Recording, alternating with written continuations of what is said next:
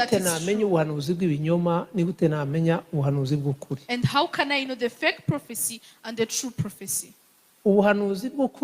The true prophecy, when God talks,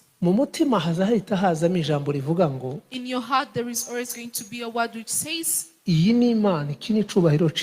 this is God and this is the glory of God and this is what God has done in your life.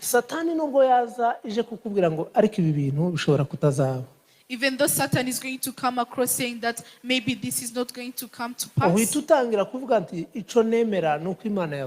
you're going to start saying that I believe that God has said something.